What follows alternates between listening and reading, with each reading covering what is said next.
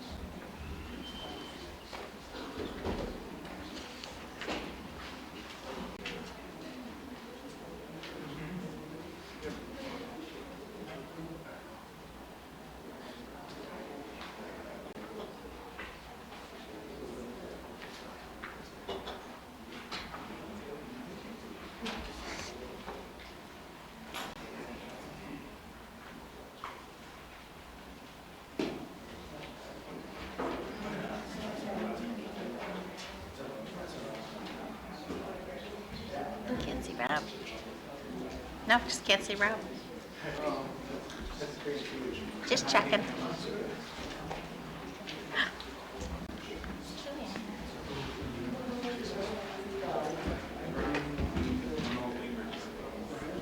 Yes.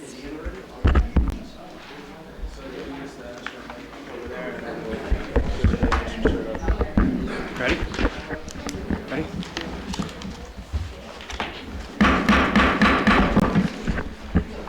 Good evening. This is the December 16, 2025 meeting of the Council of the Borough of Matawan, New Jersey. Pursuant to Section 5 of the Open Public Meetings Act, adequate notice of this meeting has been provided by publishing notification in the Star Ledger on January 13, 2025 by setting notice to the Asbury Park Press and by posting. A copy of said notice is and has been available to the public and is on file in the office of the Borough Clerk. A copy of said notice has also been sent to such members of the public as have requested such information in accordance with the statute. Madam Clerk, may I have a roll call, please? Councilperson Dina Gunn. Present. Councilperson Arlen Files. Present. Councilperson Brian Livesey. Here. We know Councilperson Brian Livesey is here by telephone. Councilperson Stephen Russell. Present. Councilperson Suzanne Reynolds. Here. Councilperson Charles Ross. Here. Mayor, you have a full quorum. Thank you. Please stand for a salute to the flag. I pledge allegiance To the flag of the United States of America and to the republic for which it stands, one nation, under God, indivisible, with liberty and justice for all. Please remain standing for a moment of silence. Please keep in your thoughts all victims of violence, especially those at Brown University in Sydney, Australia.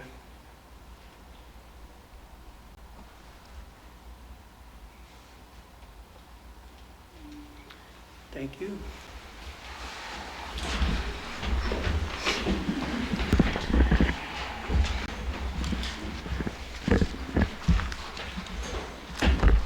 Except for all first responders, please silence all cell phones. Council and members of the public, please speak clearly and directly into the microphone to properly record for the audio system. Also, we are adding Resolution 25-12-31 to tonight's agenda under new business.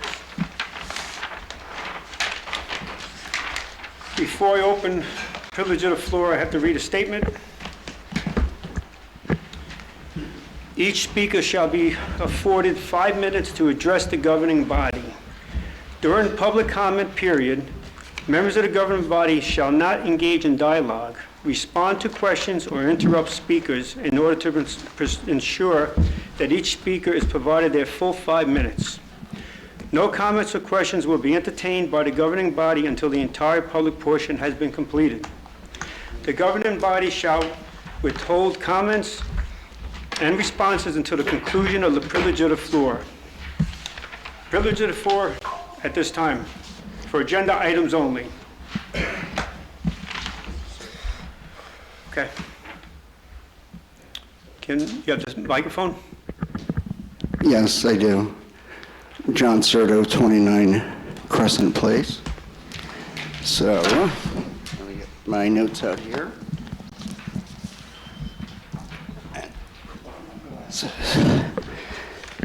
This is a procedural opening. Before beginning my public comment, I am addressing a brief procedural matter regarding recognition and structure of the public comment. The statement is limited to that procedural issue and is not substantive commentary. I am preserving my full allotted speaking time for my public comment. Under the Open Public Meetings Act, members of the public are entitled to a meaningful opportunity to be heard. That opportunity includes both recognition by the presiding officer and sufficient time to present substantive comments. Under New Jersey municipal law, the mayor presides over council meetings and controls order and procedure, including recognition of speakers. Recognition of members of the public is therefore a function of the presiding officer. For the record, I am requesting recognition from the mayor so that I may proceed with my public comment. If recognition is denied, I respectfully request that the denial and the reason be stated on the record. Pursuant to the mayor's announcement, everybody's got 5 minutes. No one on the dais is commenting. Okay, wow. Okay, I am focusing my comments tonight primarily on the authorizing settlement of the Carew matter with a small number of related questions about fiscal handling and transparency. With respect to the Carew settlement, I am asking for clear information for the public record. First, given that the settlement has been negotiated and is presented for council approval, please state the total amount, the borough's share, and the portion already allocated to funding through the joint insurance fund or any other insurance source. Second, since approval of the settlement necessarily relies on an identified funding source, please state the specific budget line, reserve, or trust account from which the borough's share of this settlement will be paid, and whether that source was anticipated in the adopted budget.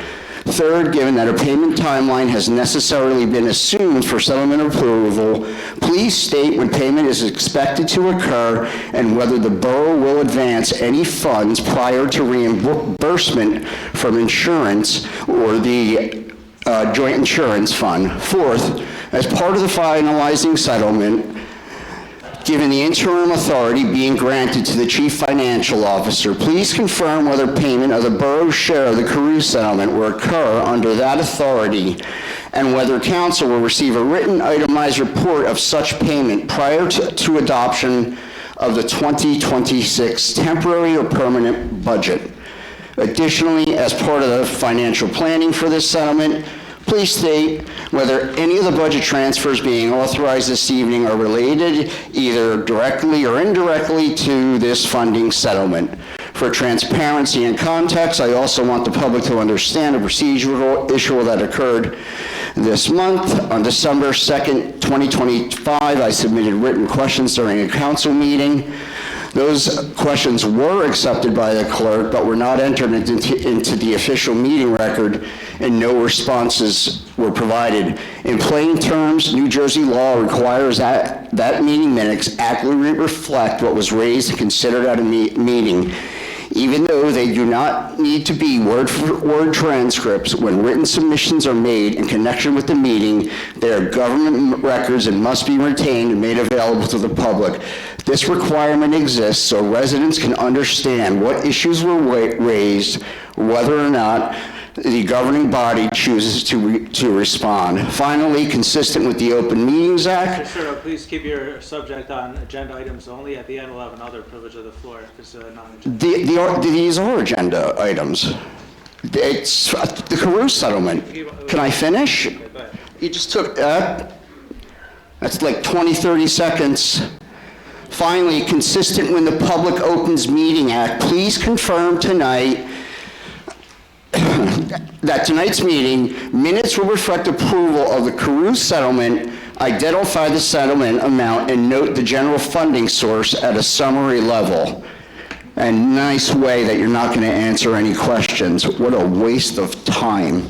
Disgusting. Coward. Why are you staring at me, Deanna?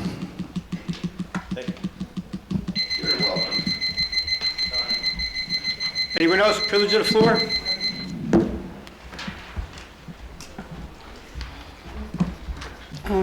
Good evening, Abby Berg, Broad Street, Matawan.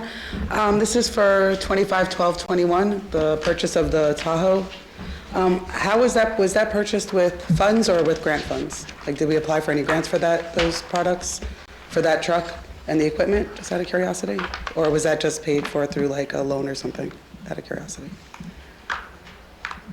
That's it. That's the only question I have. Thank you. Thank you. Wait, you're not going to answer my question? When everybody is done, pursuant to Mayor, under the Robert's Rules of Order, he set what the format's going to be, so everybody from the public comes up, makes their statement, and then... Oh, okay, understood. That's interesting. Okay, thank you. Anyone else, privilege of the floor? So noted. Motion to close, privilege of the floor? Motion. Second. I have to submit this. I'll take it from you. It has to do with Borough. I'll give it to her for you. And will she stamp it now with her stamp and sign it as received? I'll have my stamp with me. Thank you. Thanks. There was a motion, I'm sorry. I'm sorry, who was the first? Motion. Second. Thank you. Madam Clerk, roll call, please. Councilperson Gunn? Yes. Councilperson Filas? Yes. Councilperson Livesey? Yes. Councilperson Russell? Yes. Councilperson Reynolds? No. Councilperson Ross? Are we really not going to answer questions? I intend to answer the questions to the extent that I am once the public comment period is over, as the mayor. But wouldn't that give them the opportunity to ask another question if you answer something? Because we did this last time, we closed privilege of the floor, they had things to say, and then we gavelled them until they just stopped talking. So I think that's unfair, to close privilege of the floor and then answer that question. Did you finish the roll call? Finish the roll call, please. Councilperson Ross? No. Motion passed. Yeah, absolutely. So regarding the funding for the Tahoe, that was part of the budgeting as the MCIA funding capital lease that was authorized several months ago. It was contemplated as part of the normal budget process through the budget committee, and was then presented finally before the governing body several months ago and approved. So this is merely the execution of that, and it's 2 Tahoes and the various upfitting necessities that are needed for each of those vehicles. The second part of my question was... You cannot yell out. You're interrupting the meeting, that's it. That's a problem with what you're doing, because if you're saying something and someone has a question to follow up, and we can't say anything. So I was not done. So We'll there. make sure that all the questions are addressed. We will. You don't want to start talking for us. So I'm so sorry, I wasn't finished. There are no grants associated with this specific purchase. Were there any that were gone for and not received, or there was... You cannot yell out and interrupt the meeting. Again, the total funding for this purchase is associated with the MCIA capital lease, which was authorized several months ago as part of the normal budgeting process. Can I ask a question? Yes, Councilman. Okay. During that meeting, Yes. remember that phone call we had? I also asked if we can look at other options, whether it be Durango, Expedition, Blazer, other than Tahoe. Did we do that? I believe that the department did, and they inevitably chose these vehicles as the option. Well, then can I ask? I never saw any other pricing on any of the trucks. This is the first time I'm all for giving them a truck. And I said that on the call, yes, they can get a truck. But I also specifically asked to find a cheaper version. So if they did shop for it, they didn't tell us about it. They said, hey, I got a Durango for $37,000 or a Blazer for $31,000. Tahoe's $57,000, but it gives us this many options versus this one with no option. The department, I didn't see any of that. the department of course has. Where is that information? The department, of course, has specific requirements required for the equipment that's needed. So the vehicle has to meet certain sort of dimensions. So that is why it's a larger vehicle. A Blazer or a Explorer would suffice. My personal opinion. I see them all on the road now. Chiefs have these trucks. I think a Tahoe is a little excessive. That's why I asked to see different pricing, and I didn't see that, and that's why I'm not gonna approve this. Understood. I have two questions regarding the Tahoes then.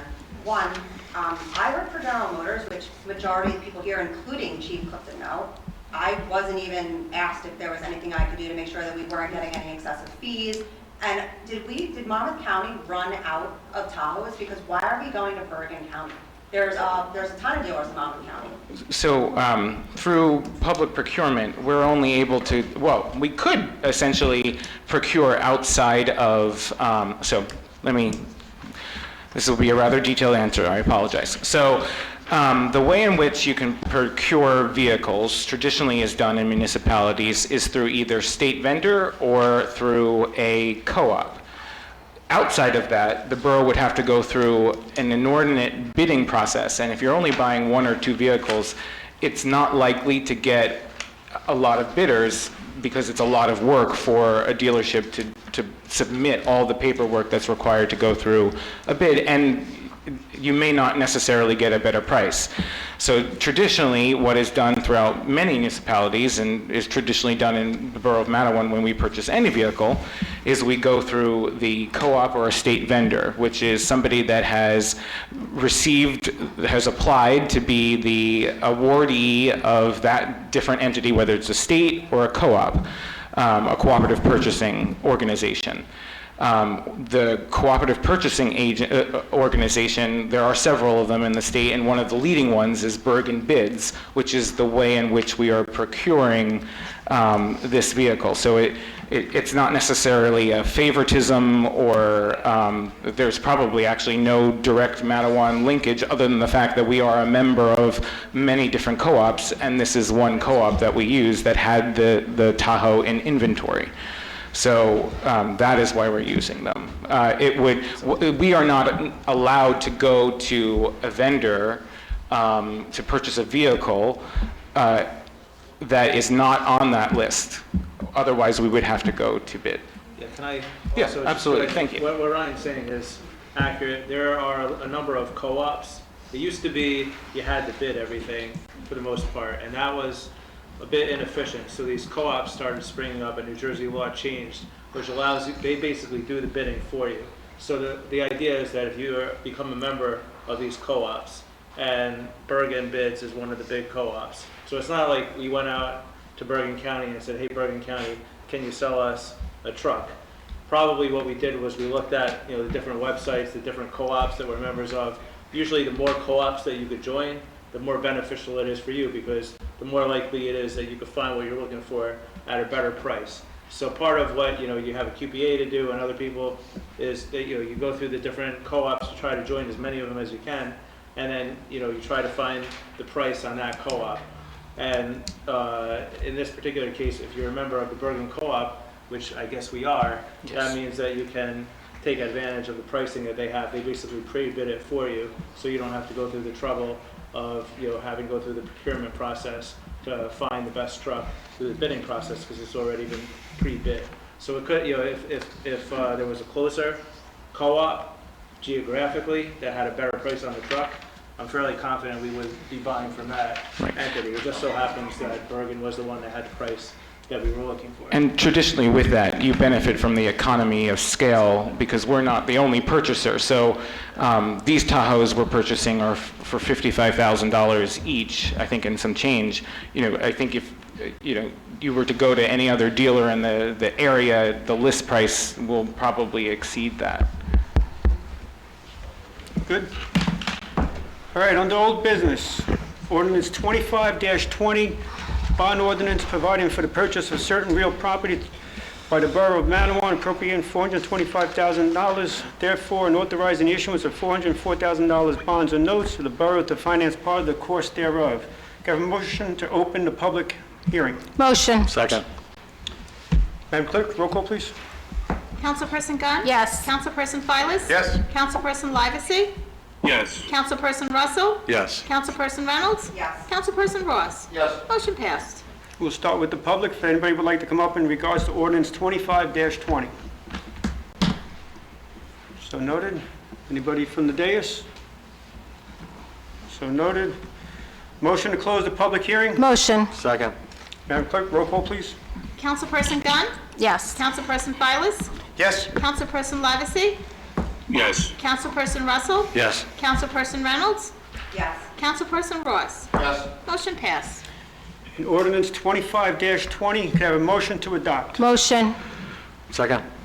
Madam Clerk, roll call, please.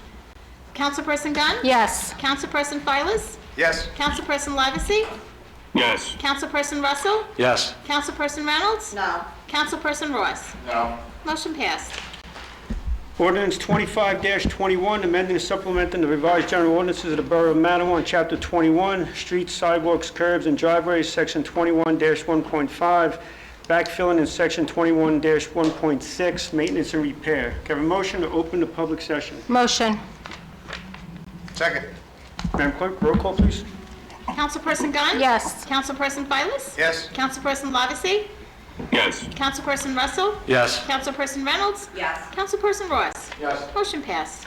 Thank you. If anybody would like to come up from the audience first in regards to ordinance 25-21, you may do so now. So noted. Anyone from the dais? Yeah, I had a question.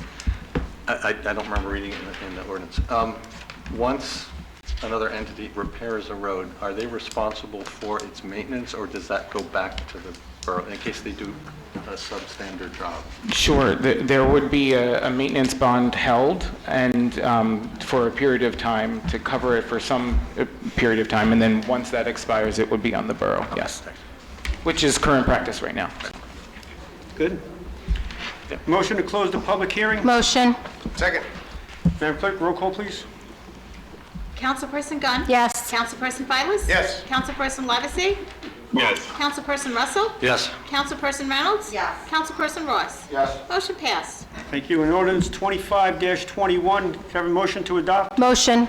Second. Madam Clerk, roll call, please. Councilperson Gunn? Yes. Councilperson Silas? Yes. Councilperson Levesey? Yes. Councilperson Russell? Yes. Councilperson Reynolds? Yes. Councilperson Ross? Yes. Motion passed. Thank you. Ordinance 25-22, amending ordinance 25-10, an ordinance to fix and determine the salaries and wages of officers, management, supervisory personnel, and general employees not represented by an organized bargaining unit and employed by the Borough of Matawan, Monmouth County, New Jersey. Can I have a motion to open the public session? Motion. Second. Madam Clerk, roll call, please. Councilperson Gunn? Yes. Councilperson Silas? Yes. Councilperson Levesey? Yes. Councilperson Russell? Yes. Councilperson Reynolds? Yes. Councilperson Ross? Yes. Motion passed.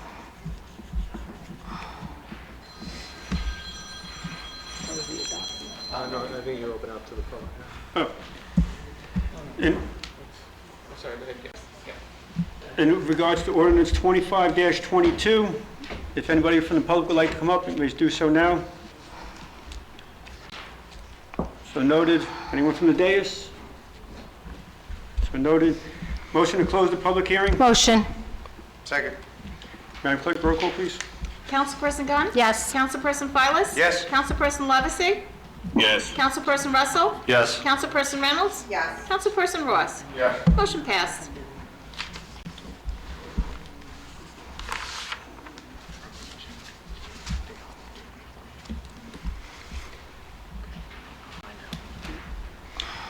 And ordinance 25-22, can I have a motion to adopt? Motion. Second. Madam Clerk, roll call, please. Councilperson Gunn? Yes. Councilperson Silas? Yes. Councilperson Levesey? Yes. Councilperson Russell? Yes. Councilperson Reynolds? Yes. Councilperson Ross? Yes. Motion passed. Thank you. At this time, clerk's report. Thank you, Mayor. The clerk's office issued the following business licenses for December to date. A Design Medley and Hello Tish, which is interior design and lifestyle goods. CK's Hair Studio. In observance of the Christmas holiday, the offices of the Borough of Matawan will be closing at 12 noon on Wednesday, December 24, and closed on Thursday, December 25. We will reopen for regular business on Friday, December 26. In observance of the New Year holiday, the offices of the Borough of Matawan will be closing at 12 noon on Wednesday, December 30, and closed on Thursday, January 1, 2026. We will reopen for regular business hours on Friday, January 2, 2026. In closing, I thank Councilpersons Lavisi and Russell for their services to the Borough of Matawan residents and its community. It's been my pleasure to work with you and beside you. My best wishes to you, now and always. I wish everyone, all the community, a safe and healthy holiday season. Thank you. Thank you. Thank you, Madam Clerk. Thank you.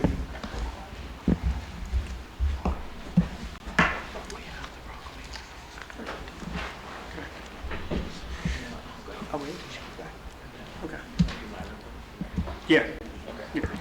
Mayor's report, just one thing to report.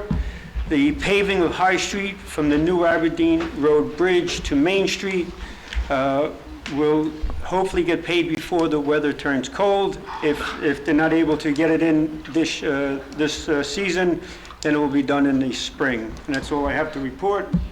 Administrator's report. Thank you, Mayor. You're welcome. I'm happy to report, and I apologize if I'm stealing any of the engineer's thunder on this. We recently met with the county, actually, Kathy Zavorkas? Kathy? Kathy! So sorry, excuse me for 1 moment. Here she comes. Where can you do it? Yes.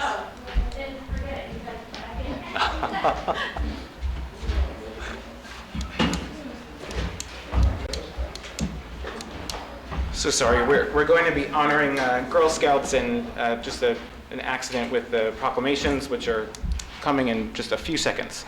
But I'll bore you with my report in the meantime. Yes, I had the opportunity to meet with the county engineers and their engineering firm regarding the dam project associated with Lake Lefferts. Unfortunately, they are a little bit behind schedule due to unanticipated utility work for JCP&L and Verizon, I believe. So they are working with those utility companies, the county, as well as the DEP for a resubmission. Hopefully in the coming months, it will be settled and approved by the DEP. And then once that happens, it will go out to bid. But it was very exciting to learn more about the project. It is constantly evolving from its original state. But once it is more set and the DEP has approved it, we are hopeful that the county will come and do a presentation as they've done in the past with Aberdeen Road. So we're looking forward to that. Actually, a resident recently asked me, part of it will require the lake to be lowered about 2 feet, which could be promising to have hopefully attack some of the vegetative growth at the lake, but also still preserve the wildlife as well. Additionally, obviously it's the end of the calendar and fiscal year, so it's a busy time administratively to prepare for the new year and to close out the current year. So I thank all the staff, particularly our finance staff, as they work diligently to the end of the year to make sure that that's possible. And that concludes my report. Thank you very much. I think we're still waiting on the proclamations. I apologize. I figured we'd knock out the reports first. Engineers report. Thank you, Mayor. You're welcome. Clinton Street Park, the contractor is working on the courts and with paving scheduled shortly. The fence is nearly complete. And lastly, the athletic court and pathway lighting is approximately 80% installed. The 2024 road program, the concrete work on High Street is complete. The water main drainage and sanitary sewer are complete on Washington. The concrete is complete on Washington as well. And Washington Street is approximately 50% base paved at this point. The backup well, the contractor is in the process of draining the well now. 150 Main Street demolition, the solar panel vendor is coordinating with JCP&L as far as the disconnect. The asbestos abatement is complete.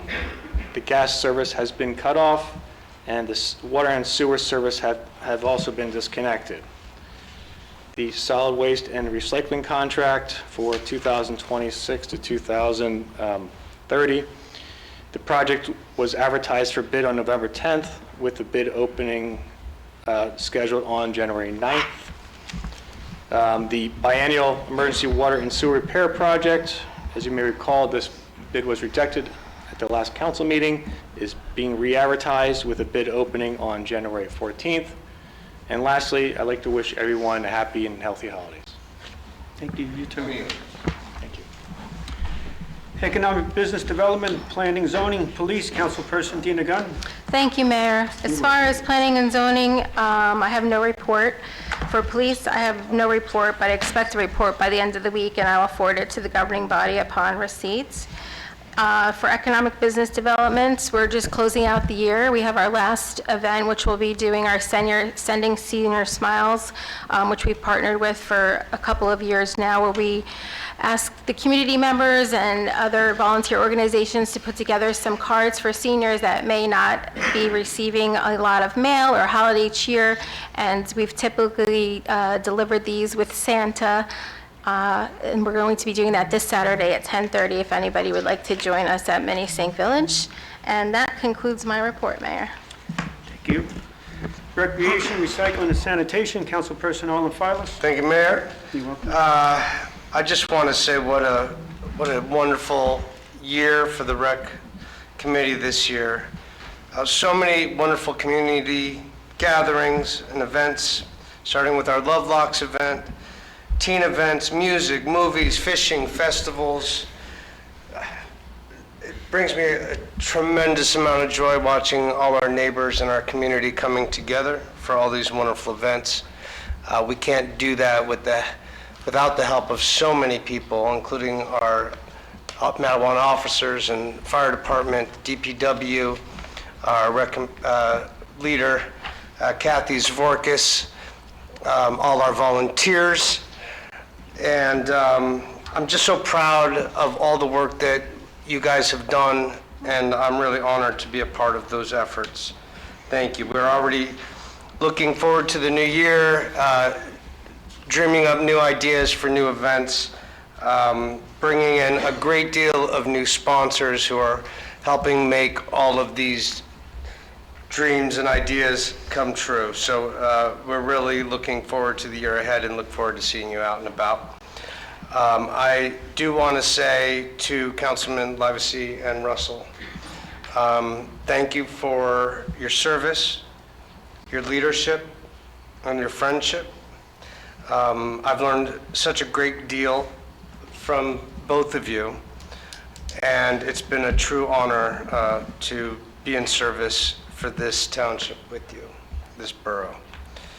Thank you so much. And I want to wish everybody a very happy holiday, Merry Christmas, Happy Hanukkah, Happy New Year, and we'll see you next year.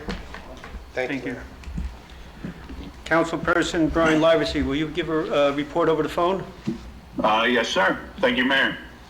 So DPW, Fire, Shade Tree, Councilperson Brian Livesey. Yes, thank you, Mayor. Fire Department responded to 28 calls within the last month. 7 of those calls were actually due to the snowstorm on 12/14. January 13th is their annual refresher training. February 3rd and 23rd is ice rescue training. Again, a big thank you to all the volunteers in the fire department for being brave and answering that phone call at 2 o'clock in the morning. DPW, the last leaf pickup is currently now, the 16th and 17th.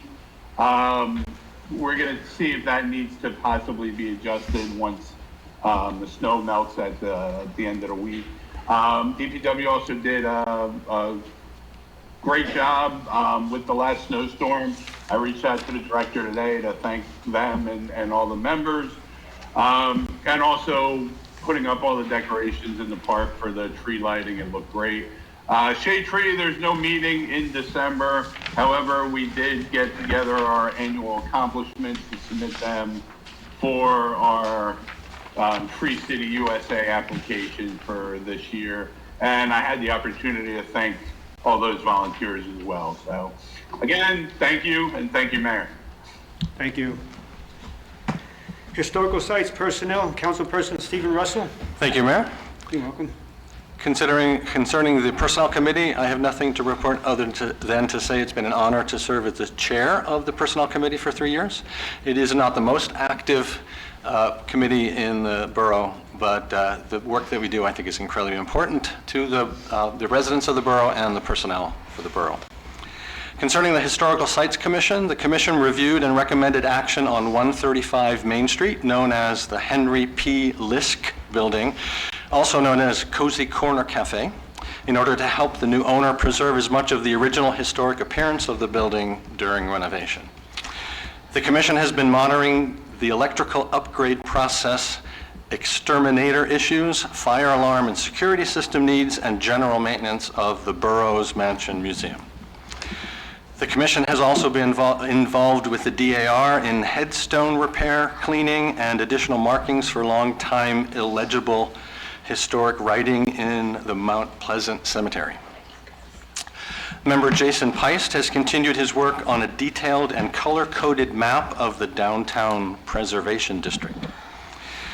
The signs for the council-designated ceremonial naming of the Aberdeen Road and Bridge in honor of the two 1916 shark attack victims, Stanley Fisher and Lester Stillwell, are in the possession of the DPW, and we're just awaiting installation. Of course, the snow and the temperature has not helped with that.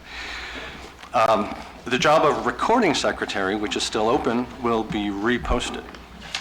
I have to say it's been an honor to be a council member for the past 3 years. I've gone to every committee that I could, been a part of every committee I was asked to be a part of, and went to as many events in the borough as I could, helped out, sang, played no matter what the temperature was, and had a great time.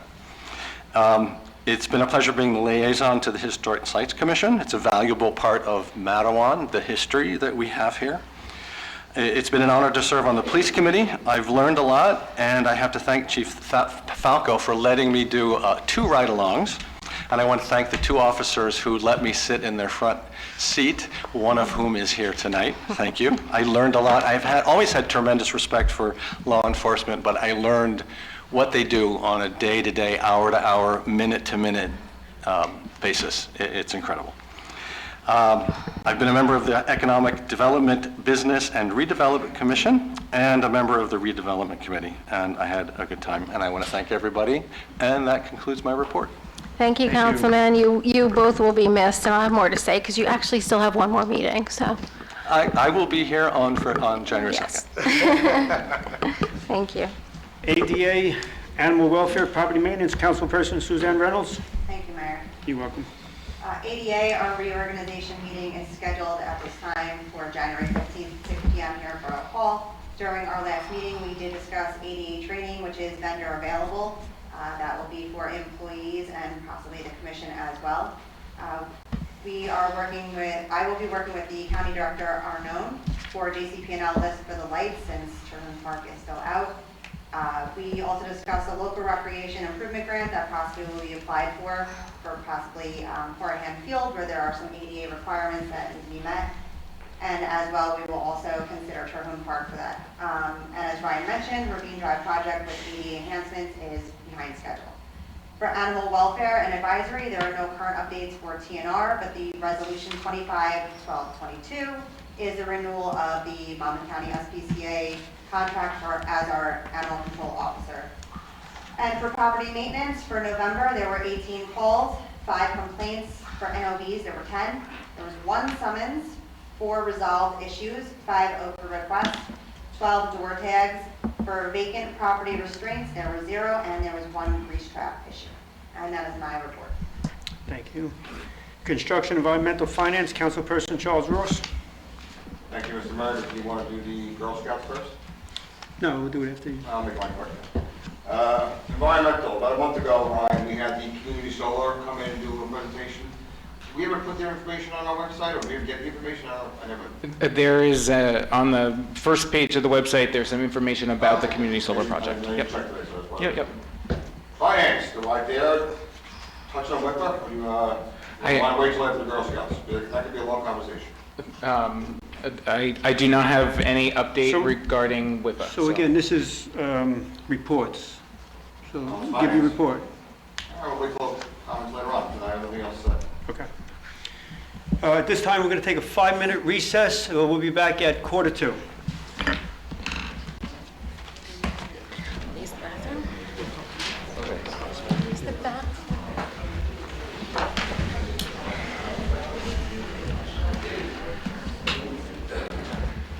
Your microphones are still live. Thanks, Karen. You're welcome.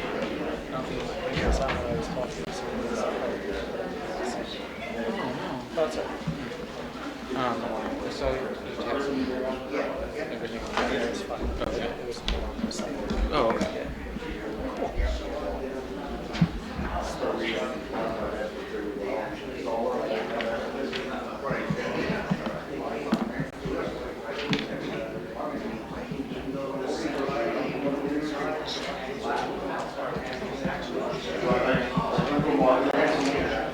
I'll let them all.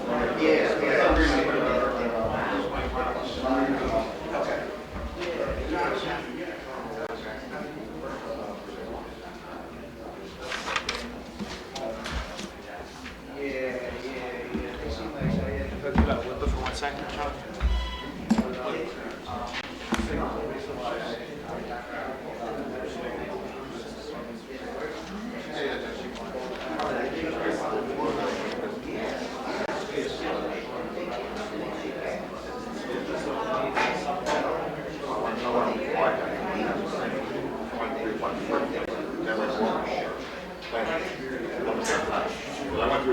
You saw my response. I think, did you? You want it? Yeah.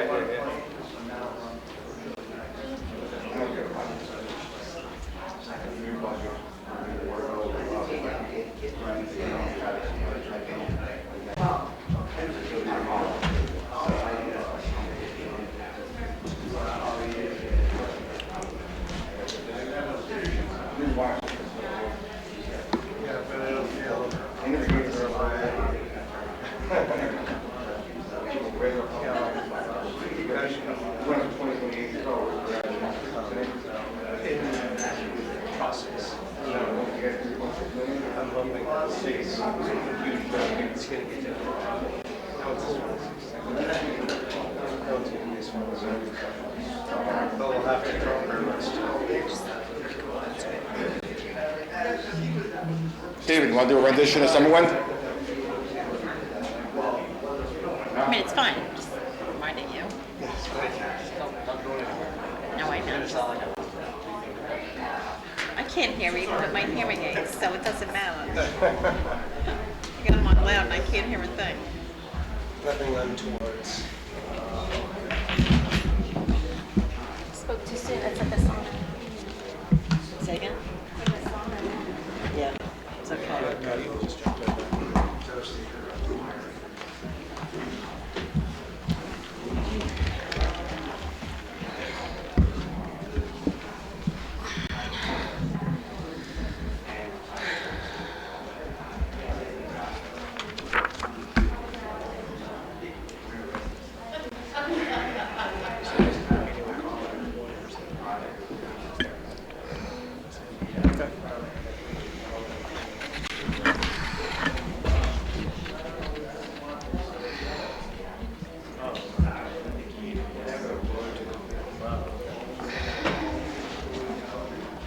Now it warms up.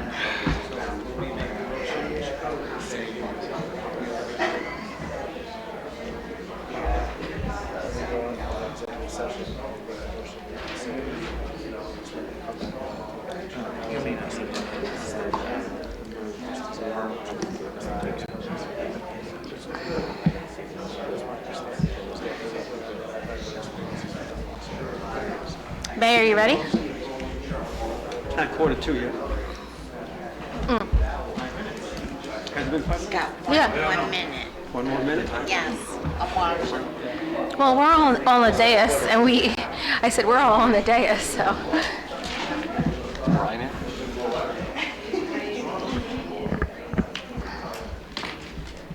Karen, you want to check if Brian's back? Councilperson Livesay? Yeah, I'm here. Yeah, I'm here. Thank you.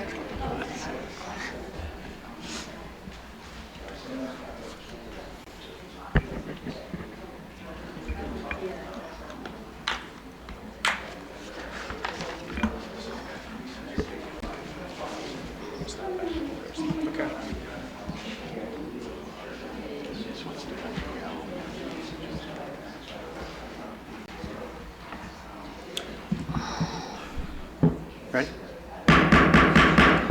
All right, the meeting's back in order. At this time, I have 2 proclamations to give out to 2 Girl Scouts who both earned their silver awards. So if I could bring up Sophia Gonzalez and Julia Travis.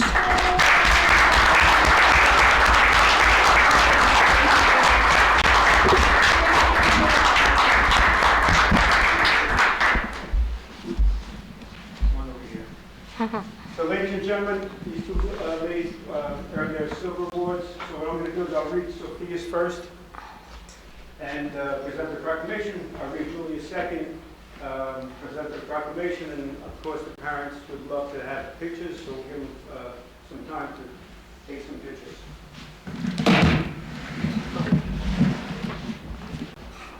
Come a little closer. Go for it, Bill. Yeah.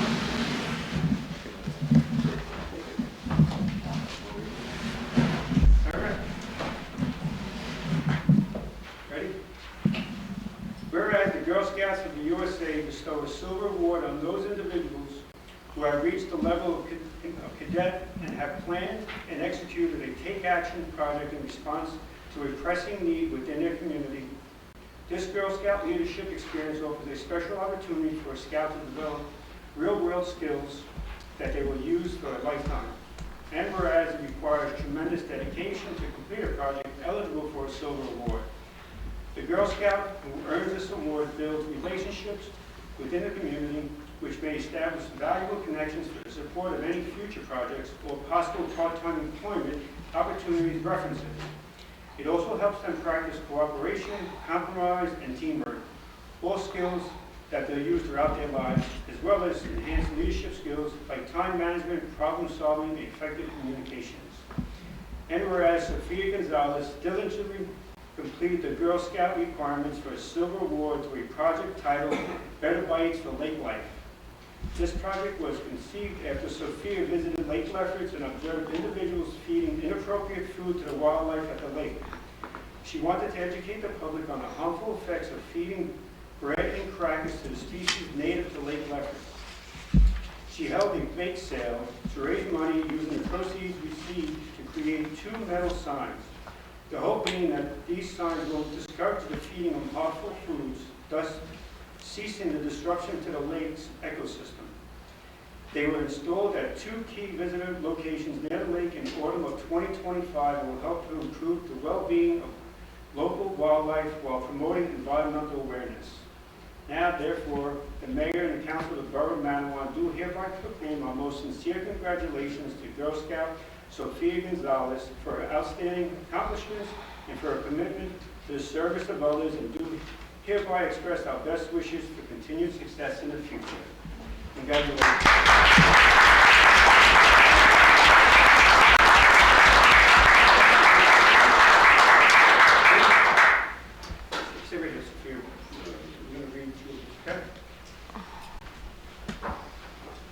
Whereas the Girl Scouts of the USA bestow a silver award on those individuals who have reached the level of cadet and have planned and executed a take-action project in response to a pressing need within their community.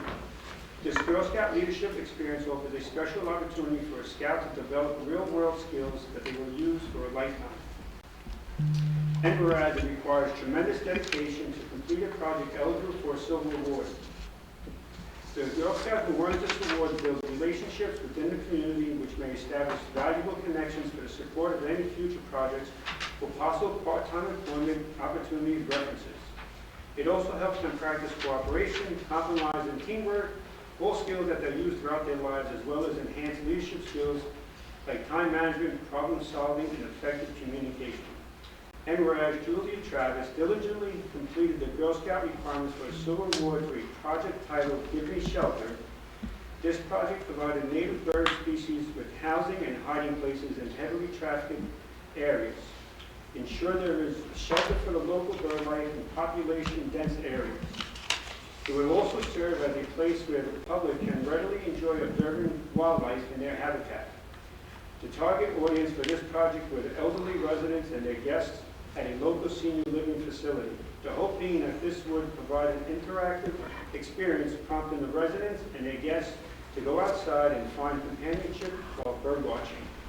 Now therefore, the Mayor and Council of the Borough of Matawan do hereby proclaim our most sincere congratulations to Girl Scout Julia Travis for her outstanding accomplishments and for her commitment to the service of others, and do hereby express all best wishes for continued success in the future. Awesome.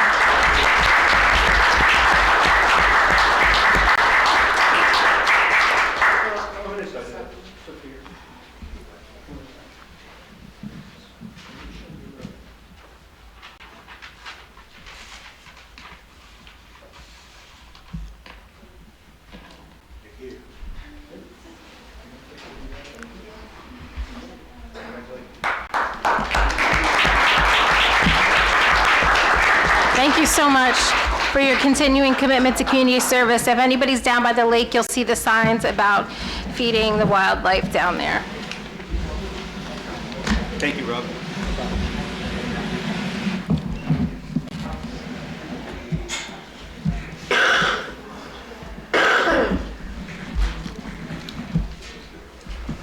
All right, at this time, consent agenda. Resolutions 25-12-16 through Resolution 25-12, I'm sorry, 25-12-19. We're doing Moss.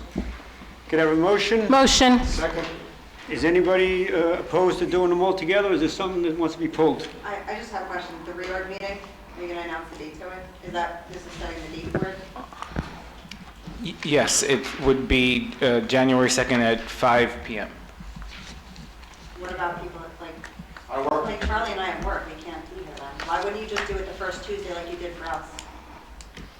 We've had it at different times depending on different circumstances. We used to do it on the first. We do it quicker. I'm not gonna be here today. I got work. If you want to remove that from the consent agenda, I think, Mayor, you asked if they want to remove that from the consent agenda, it could be voted on separately. Couldn't you just do it on the 6th, the first council meeting, and make it fair for everybody? Nah, that's too small. So I would recommend removing it from the consent agenda, and then you could have a vote on the consent agenda and then vote on that separately, either before or after the consent agenda. Okay. Let's pull out Resolution 25-12-18. Could I have a motion? Motion. Second. Madam Clerk, roll call, please. Councilperson Gunn? Yes. Councilperson Silas? Yes. Councilperson Livesay? Yes. Councilperson Russell? Yes. Councilperson Reynolds? No. This is just to pull it off the consent agenda. Yes. Councilperson Ross? Yes. Motion passed. So, Mayor, it's your dealer's choice. You could either do the reorg meeting first or the consent agenda. It's up to you. Let's do the reorg meeting first by itself. Resolution 25-12-18. Can I have a motion? Motion. Second. Madam Clerk, roll call, please. Councilperson Gunn? Yes. Councilperson Silas? Yes. Councilperson Livesay?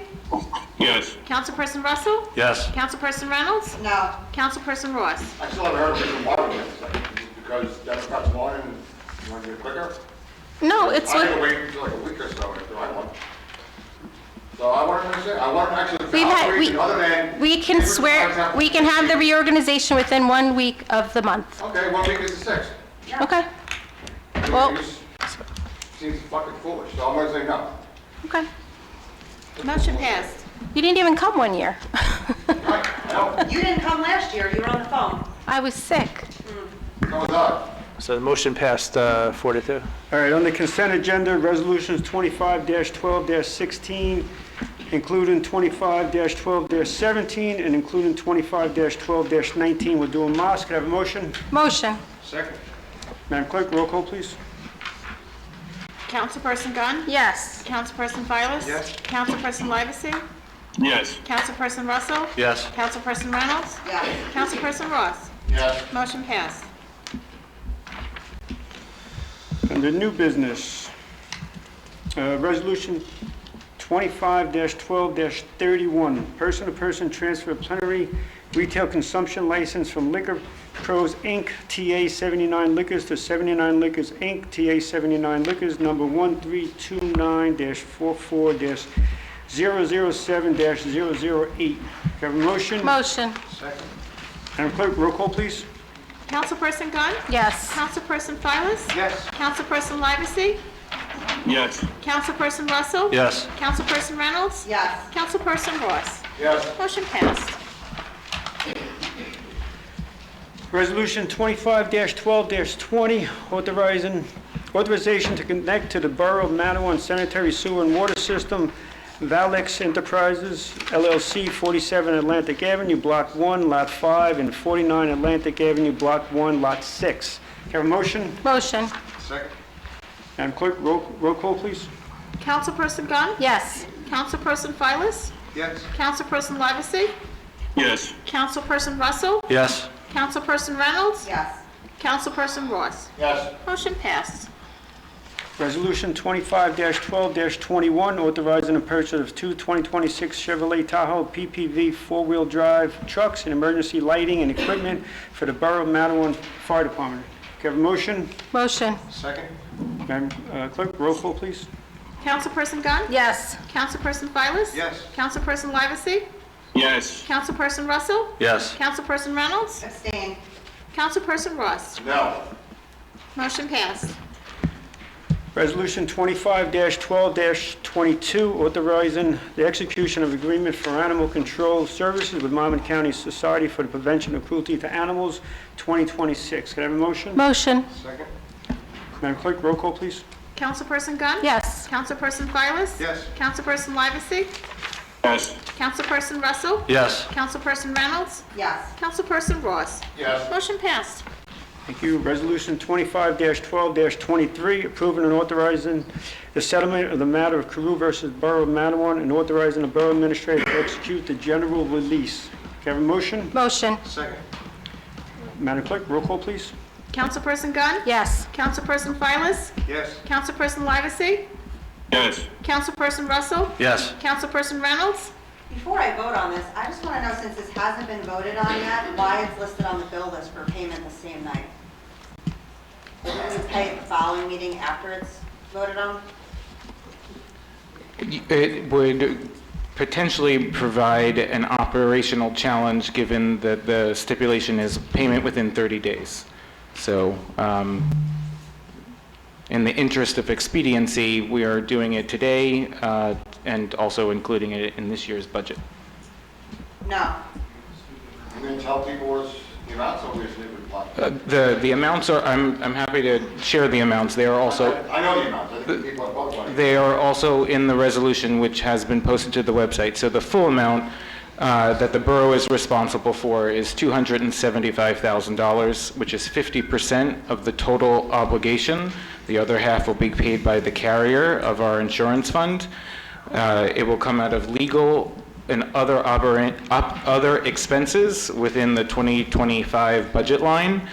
And some of the budget transfers, which are in a subsequent resolution, cover that responsibility of the $275,000.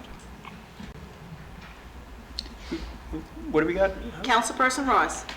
I want to thank the Democrats for pushing this through, because real smart move on that one. Couldn't wait 25 days, so no. Motion passed.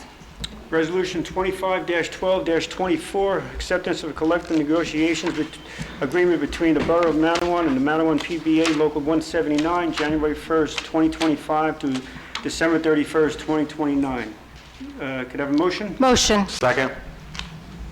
Madam Clerk, roll call, please. Councilperson Gunn? Yes. Councilperson Silas? Yes. Councilperson Livesay? Yes. Councilperson Russell? Yes. Councilperson Reynolds? Absolutely yes. Councilperson Ross? Yes. Motion passed. Resolution 25-12-25, approving unused 2025 vacation carryover into the year 2026. Lieutenant Christopher Stark, could I have a motion? Motion. Madam Clerk, roll call, please. Councilperson Gunn? Yes. Councilperson Silas? Councilperson Livesay? Yes. Councilperson Russell? Yes. Councilperson Reynolds? Yes. Councilperson Ross? Yes. Motion passed.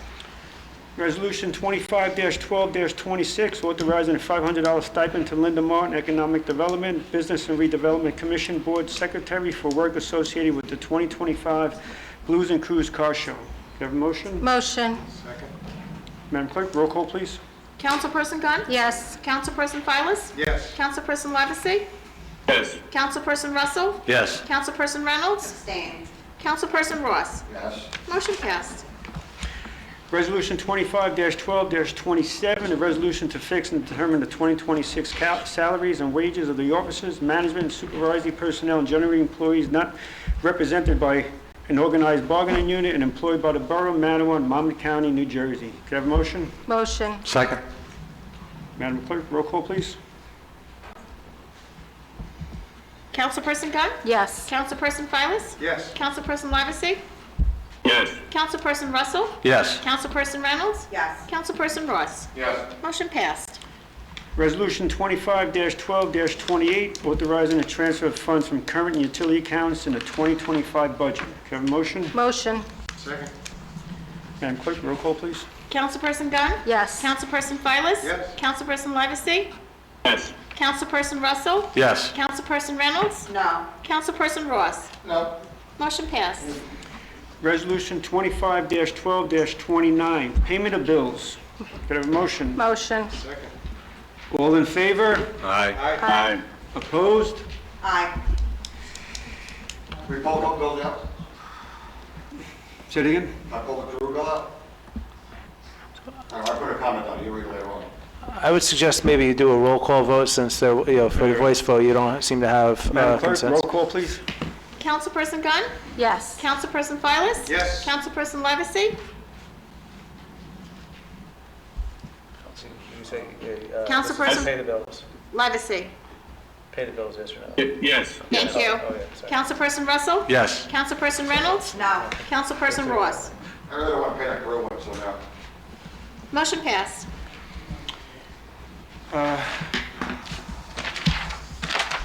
Again, before I open up privilege of the floor, each speaker shall be afforded the 5 minutes to address the governing body.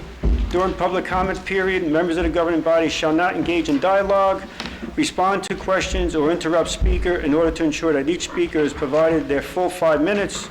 No comments or questions will be entertained by the governing body until the entire public portion has been completed. The governing body shall withhold comments and responses until the conclusion of the privilege of the floor.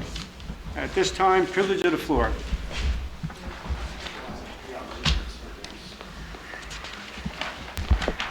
Abby Berg, Broad Street. I just wanted to take this time to say a big thank you to Kathy. During your Christmas tree lighting or the holiday lighting, she allowed the marching band, the Winter Guard, to have a table at your event, and we were able to sell baked goods, and the money we're raising is so that the girls on the team don't have to pay for their banquet at the end of the season. So we like to give that to them for free, and it's been a little bit of a rough fundraising everything for everyone. So I just wanted to say thank you on behalf of the color guard and the marching band. I think the choir was there also, that we just really appreciate when the town supports our kids. So that's all I wanted to say today. Thank you. There are things we can donate to? We are a 501c3, so it's the band booster. So if anybody wanted to donate to the band, it goes into a big fund. It's the band, it's the marching band, and the marching band, we have the marching band in the fall. We have Winter Guard, which is the winter indoor color guard. And then we have concert band and I think jazz band. So I think it's a whole big fund. So if anyone wanted to, you could contact me. I'm part of the board for the band boosters. And we just really appreciate when you guys and the whole town and both towns really support our kids. Thank you so much. Thank you. Welcome.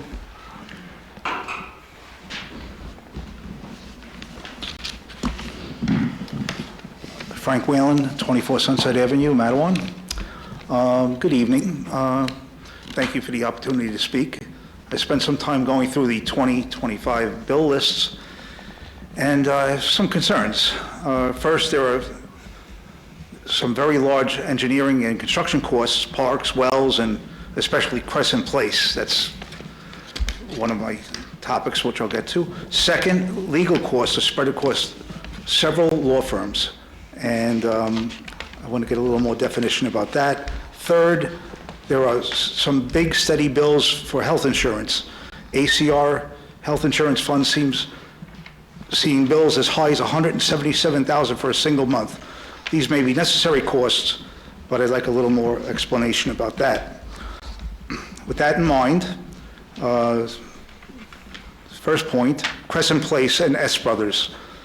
for Crescent Place Road Improvement Project, the December 16th bill list shows a payment of $336,000 or so. And that for payments number 2 and 3. Can you please share the total project cost for that job? Second, Crescent Place and Remington, total soft costs. Remington and Vernick has billed $18,200 and $42,400 this year for Crescent Place engineering. Can we see a summary showing the total engineering cost for Crescent Place? Third, road program engineering. T&M Associates has multiple large invoices for the 2024 road improvement program, including $43,500, $45,900, and $30,800 across different bill lists. Can we get a one-page breakdown of the total of the 2025 payments to T&M? That would be helpful. Overall legal spending between Pelosia, Renown, Cannon, and McGuinn, and the special court master. The bill lists show multiple legal invoices, often in the $5,000 to $10,000 range. Can you provide the total legal spending for 2025 broken down by firm and category? 5, affordable housing and redevelopment legal. Renown's invoices labeled 48,002 affordable housing and redevelopment matters show up repeatedly, including $9,800 in February and $14,700 in December. Can you please explain the specifics of these projects? 6, health insurance and transparency. The ACR health insurance funds, like the $90,000 paid in May and $177,000 in September, are substantial. Can you share a summary of the 2025 health, prescription, and dental costs, including the number of employees covered and retirees? 7, IT and cameras. We're paying Veritas 2 CPU annual support and recycling center camera purchases. Can you walk us through the procedural process for that vendor, whether there was a competitive bid, and how would these purchases fit into the larger IT security plans? And finally, recreational upgrades. We see there's $12,600 for the community baseball field, plus ongoing event costs. Can you please share the borough's capital plan for recreation and where these specific 2025 projects fit into that plan? Thank you. Anyone else privilege the floor? Stephanie Buckle, 14 Chestnut Drive. 2 questions. I just wanted to know if the borough can clarify how it determines when temporary or event-specific work is compensated by a stipend versus when a person must be formally hired, and whether the standard is applied consistently across departments.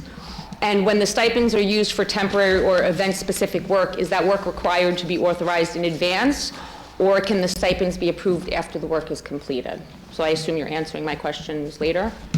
Okay, so tonight is a sad day. Tonight is a sad night for Matawan residents. Once again, taxpayers are being forced to cover the costs for yet another lawsuit, money that should never have been used should be used to benefit our community, not to clean up the consequences of unethical behavior. As a sitting council person at the time, I knew that Council President Dina Gunn was engaging in conduct that raised serious ethical concerns.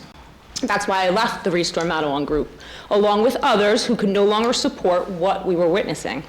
I want to be very clear about what was happening behind the scenes. I was approached by Scott Carew on multiple occasions. The very first time was actually on a 3-way phone call between Mr. Carew, myself, and the mayor. I'm sure you remember the phone call. On that call, Mr. Carew pleaded with the mayor to step in and stop what he described as pressure to make unethical payments. Nothing was done. The mayor was approached repeatedly by me and other council members to address what was going on inside Borough Hall. Again, nothing was done. Over time, an environment developed where Mr. Carew operated without accountability. The more myself and other council members spoke up, the more we were pushed aside and ignored. Concerns were raised, warnings were given, they fell on deaf ears. I submitted extensive documentation during my deposition in this case, messages, records that clearly show myself and other council members repeatedly begging the mayor to intervene. There was a paper trail, there was knowledge, there was inaction. Because of that inaction, I place responsibility for this lawsuit squarely on the mayor, who failed to lead and allow the situation to continue unchecked. And I place responsibility on Council President Gunn, who then and now appears to prioritize political power and party loyalty over the residents she swore an oath to serve. This is what happens when donors and insiders matter more than transparency and ethics. This is what happens when appointments are handed out to political allies who are paid regardless of their performance or accountability. And this is what happens when residents continue to vote in leaderships that put power before people and politics before principle. Matawan deserves better. Our residents deserve a better stewardship of our tax dollars, and they deserve leadership who are willing to stand up, speak out, and do what is right, even when it's uncomfortable. And I can see, just from what I'm watching tonight, the same thing that was going on when I was sitting with you guys. You had Scott Carew treating council who disagreed with you, blackballing us and not allowing us to get involved. You're doing to Councilwoman Reynolds and Councilman Ross. That's exactly what you're doing. It's the same thing over again. And who's to check on you guys? And I'm not speaking to you, Arlon, because honestly, you weren't even involved in this. Sad. Thank you. Thank you.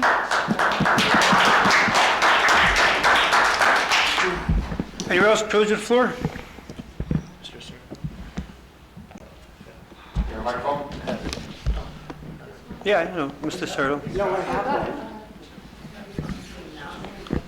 He called on you. He said Mr. Serta. Okay. Council President Excuse me, please state your name. John Serto, 29 Crescent Place. Council President Deanna Gunn. It's Dina. I don't care.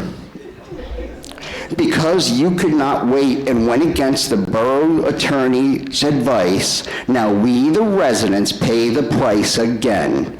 No wonder why Jonathan Cohen and Veronica Acevedo have been fighting me on my Oprah for all the lawsuits. That thing has been delayed for well over a month. You guys won't give me the information. Next, Councilwoman Reynolds. On November 13th, 2025, Borough Attorney Jonathan Cohen formally identified you by email as the Borough of Matawan's designated ADA coordinator. That is a very powerful position.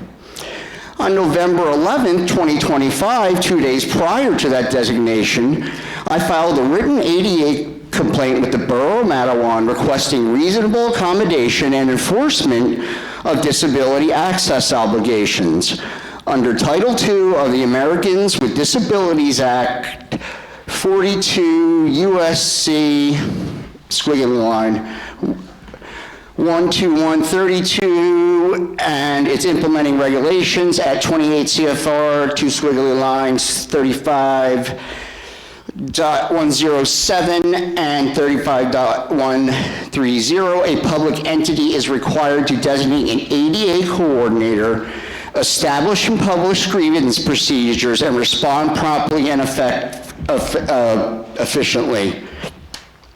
Additionally, under the New Jersey Law Against Discrimination, NJSA 10:4.1 and 10:5-12, public entities are prohibited from failing to accommodate individuals with disabilities and from engaging in acts of discrimination by inaction or delay. As of today, more than 1 month has passed since my ADA complaint was submitted, and I received no written acknowledgement, no determination, and no response from you, ADA Coordinator Reynolds, in your capacity as the designated ADA Coordinator. If no response is forthcoming, please confirm whether the borough's position is that it is declining to comply with its mandatory obligations under federal and New Jersey disability law. No? Okay. Okay, now to some happiness. Matawan Matters is coming back. We are excited to have our next meeting. And again, we'll be welcome special guests, and our hope is to invite Council President Deanna Gunn to be our first guest, so residents can hear directly from their leadership in a respectful, open environment. Do you accept? I don't know Deanna Gunn. Oh, okay. And my final item. Council President Deanna Gunn, do not stare me down, trying to intimidate me. Nothing you do intimidates me now that I no longer have minor children that can be politicized. You don't scare me, Dana. None of you do. And things are going to happen. And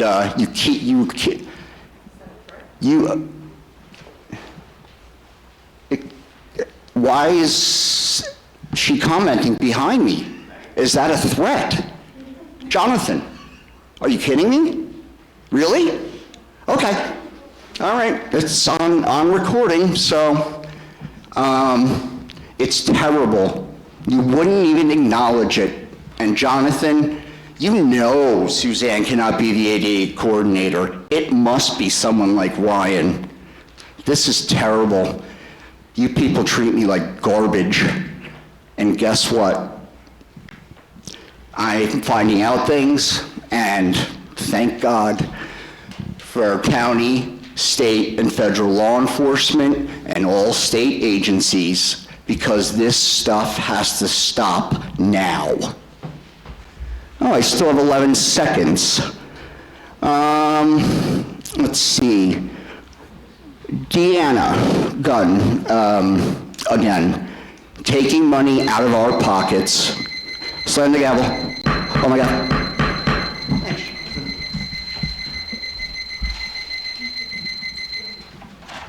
Anyone else privilege of the floor? Mayor, I have 2 things real quick. Hold on. Hi, everybody. I have 2 Please questions. state your name and address. Yes, Guy Buckle, 14 Chestnut Drive. Thank you. Okay, so Chief Falco was receiving a $10,000, I guess you would categorize it as a stipend if Ryan was absent? Is that true? I guess you can't answer, but, so what I want to know is he still continuing to get this money now that he's not active? Would be my first question. Or is, I guess, Chief McGab, is he going to be the one to receive that money? And is he going to be the acting business administrator when Ryan's not available? And my second question is, I don't know, 3 years ago, the rec department always had a Christmas tree lighting ceremony. Now, it's upsetting to a lot of people that the word Christmas was excluded out of the whole celebration. Now, we have a menorah lighting, which is nice. It's good for that. But we have a festive light festival, but we took the word Christmas out. So it's a festive light celebration, but the word Christmas isn't, it's not illegal to put it up there, but all the surrounding towns mention Christmas. Who authorized and who decided to remove the word Christmas? Because we feel excluded now.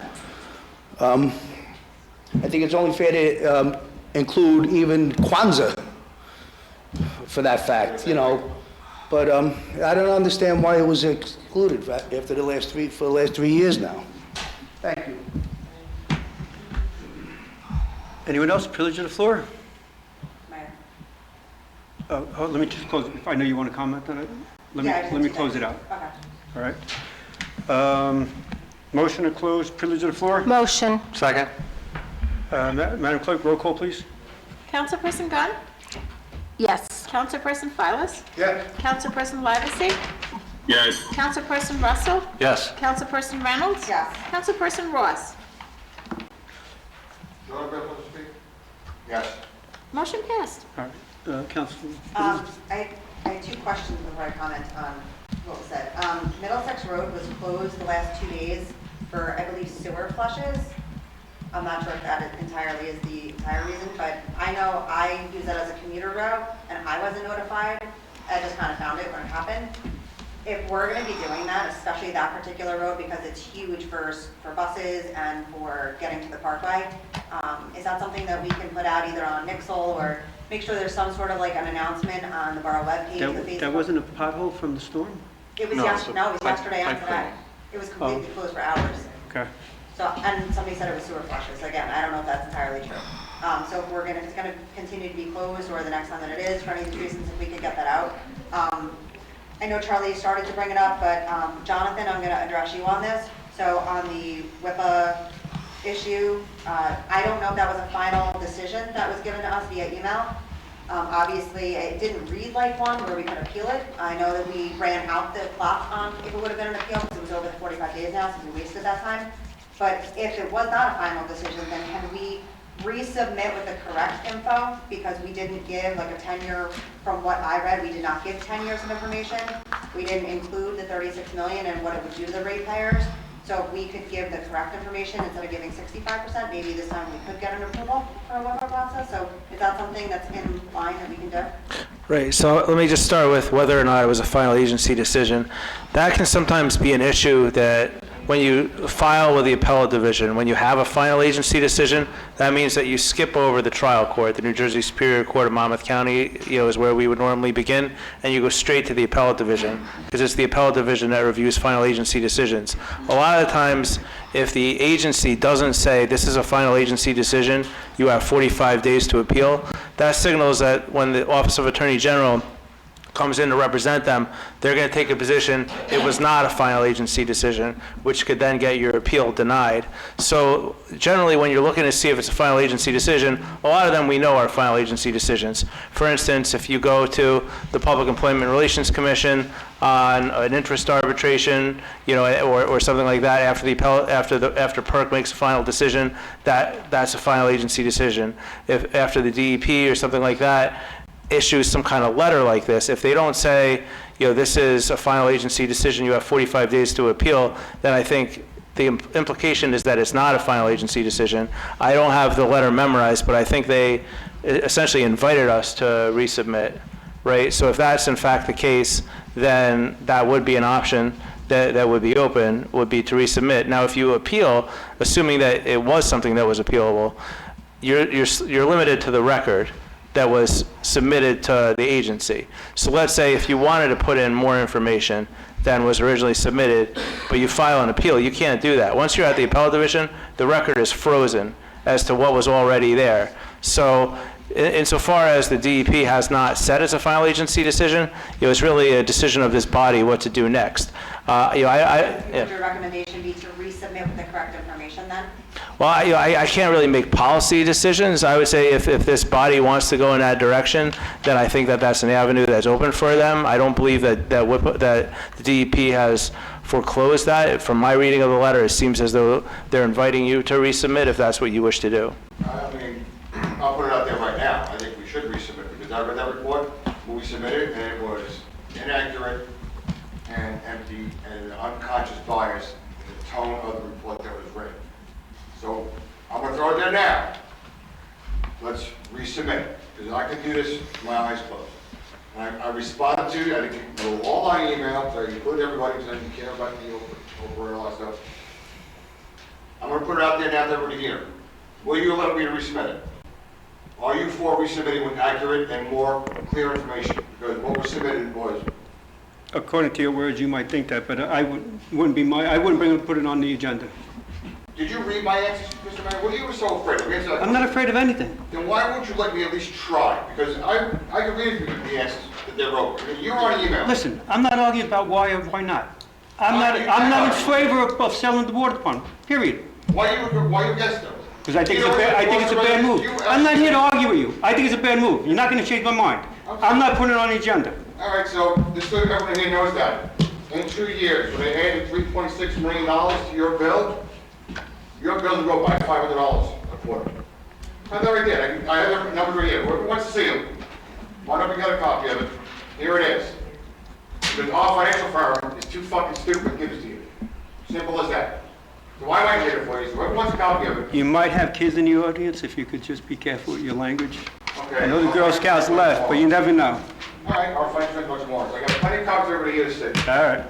And I just wanted to address the comment that was made about media. I took over the position, Mr. Serto. I understand you were also at the meeting the other day that I held as the chair, and I did bring up as one of the new business issues that there were concerns with council meetings and that we did need to consider some other options for residents that do have disabilities and inabilities to get to the podium and things of that nature. I, too, am legally disabled. Not the same physically as someone else may be, but I do have a disability. So no, I am not answering you. I was never personally addressed by you. I was on some of your emails. I did not know that you asked that I was the chair to Jonathan. I was not acknowledged in that sense. I would never ignore you purposely. If I need to reread any of the emails or if there's anything further that I need to address with Mr. Cohen, I have no problem doing so. I'm not hiding from you. If there's something that we can do to accommodate you in any way, shape, or form, I'll be the first to do that, and I would do that for any resident. I am not here to not serve someone. I was elected in to serve you regardless of your party, regardless of how you feel about me, whether you like me or you voted for me. So I am not like anyone else. I will help anyone in this town. I will help anyone in the next town. So again, I apologize if you feel that I may have slighted you or that I didn't respond to you in some way. I apologize for what you feel is being done to you. I can't change what goes on. You know that my hands are tied in many fashions. But I do promise you that anything I can do to assist you, I will do my absolute best. Borough Administrator?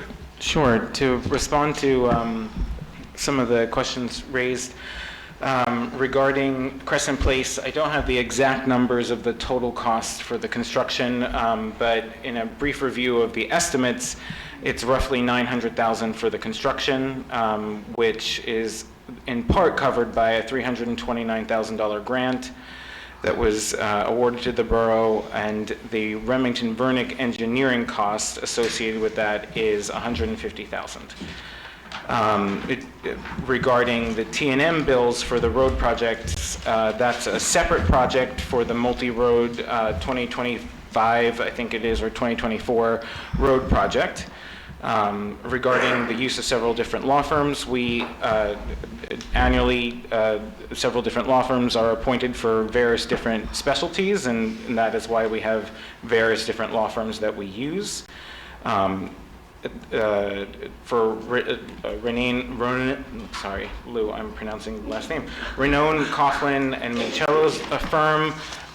Their bills are cumulative bills, so there's actually, so while those two payments are rather large, it is for, I believe, several months, so not just 1 month, to help explain. And those are our labor and affordable housing, as well as additional special counsel appointed. Regarding health insurance costs to ACR, that is the borough and employee portion of the health insurance premium costs. So they are very high because essentially after salary and wages, it's probably our number one expenditure here at the borough. And that is partially paid for by the borough's dollars, and also employees contribute a portion of their salary based upon a sliding scale as determined by the state towards those costs. For the camera upgrades, they were done by our outgoing IT provider, outside IT vendor. They were procured under RFP.